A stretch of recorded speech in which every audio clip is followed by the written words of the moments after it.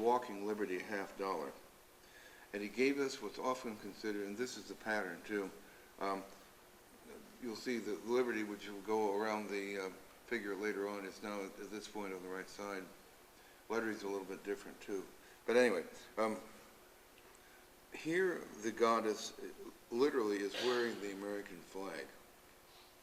If you look carefully, the stripes in her skirt, those are the stripes of the Stars and Stripes. She strides confidently forward towards the dawn at break of day. There is some idea that this was meant to be, she was advancing toward Europe to help the Allies. That's one thing. That's one theory. I don't buy it, but you know, at the climate of opinion, it might have been true. But the reverse is also beautiful.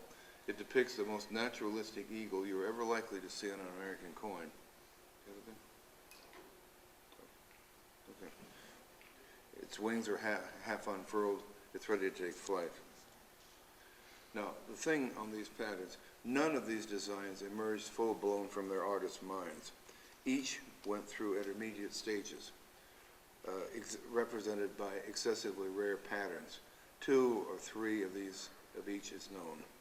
And you'll see trials for all 3 denominations in our exhibit at the Smithsonian down at the exhibit hall, and you're cordially invited to take a look. The final act in the play took place 5 years later, in 1921. It had been determined to resume the coinage of silver dollars, and word was sent out to prepare new dies and new designs, something modernized. But the work was slow, and the mint found itself in a quandary. Were it to start production on schedule in a timely manner, it would have to cut corners.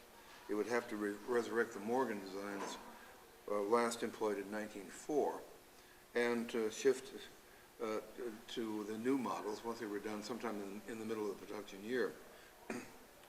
Since the master dies for the Morgan dollars designs had been discarded years before, the mint had to cobble together what it could, and the results, in my humble opinion, are arguably the homeliest silver dollars that ever struck.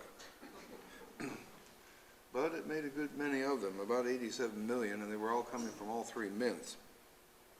And meanwhile, time was secured to redesign the final member of America's circulating family. The result was both commercial and commemorative. It's called the peace dollar. It was a homemade affair. The designer, Anthony De Francisci, used his wife Teresa as the model for the obverse liberty. And the reverse standing eagle shown here owes a bit to saint-gaudens' earlier work on the Roosevelt inaugural medal and the $10 gold piece. But in this case, the bird has been turned and faces in the other direction, stands atop a mountain peak, and the peak is labeled peace. What this coin is a quasi-commemorative. The only parallel I can think of in American coinage is the Roosevelt the Washington Quarter of 1932. That was originally to go out as a commemorative, and then they kept it in production. So, this coin is a belated recognition or celebration of the end of hostilities back in 1918 in the First World War. Now, Congress had never ratified the Treaty of Versailles, the document that officially ended the war. You may remember that the whole U.S. entry into the League of Nations was at the heart of it and so forth, and Wilson was extremely adamant that the treaty would be adopted as it was written exactly. Congress told him more or less where to get off. The result was that the treaty wasn't ratified. So what this is, instead of the treaty, a joint resolution of Congress in mid-1921 simply declared that the war was over. The peace was now in effect. And so the new dollars may be seen in that light. They're kind of commemoratives on the cheap, the same way the congressional resolution was on the cheap. Critics dubbed the new pieces the flapper dollars. Flappers, remember, were 1920s ladies of uncertain morals or just wanting to have fun and independent-minded and so forth and stuff. And possibly because of Liberty's less than perfectly coiffed hair. But they represented these designs a quantum leap beyond their immediate predecessors, especially the Morgan 21s. And they remained in production off and on through 1935, by which time it was becoming clear that the Second World War might very well be on the way, a product of the leftover problems from the first one. Now, I had initially thought of our artistic renaissance as having taken place within a circumscribed period of time, the years 1907 to 1921 inclusive. But then I started to rethink things, and I now conclude that the movement initiated by a president and an artist lasted a good deal longer than I had first supposed. The Roosevelt-saint-gaudens collaboration may have begun a renaissance in coinage meant for commerce, but the movement effortlessly crossed over into another type of coinage altogether, and that's one meant for celebration. Members of the second series rarely entered daily life, but it is impossible to understand their designs and their whole look without reference to what was happening in that larger arena of the circulating coin. I'm speaking then about commemoratives, whose production began around the time Teddy Roosevelt and St. Gaudens crossed paths. The first generation of commemorative coins was pedestrian. Its artists either unwilling or unable to take chances, to take risks. By the time of St. Gaudens' death in 1907, a half dozen or so commemorative pieces had been commissioned and struck. The best of the lot arguably being a silver dollar that came out at the end of 1899 but was dated 1900, celebrating two heroes of the war for independence, George Washington and the Marquis de Lafayette. Well, St. Gaudens dies in 2007. The country would have to wait until 1915, 8 more years, for the next round of commemoratives, but I think it was worth it. The coin struck in celebration of the completion of the Panama Canal and for the Panama Pacific Exposition, held in San Francisco that year, 1915, served notice that an artistic renaissance was now taking place in coins meant for collectors, as well as for those meant for commerce. Most of the commemoratives anyway.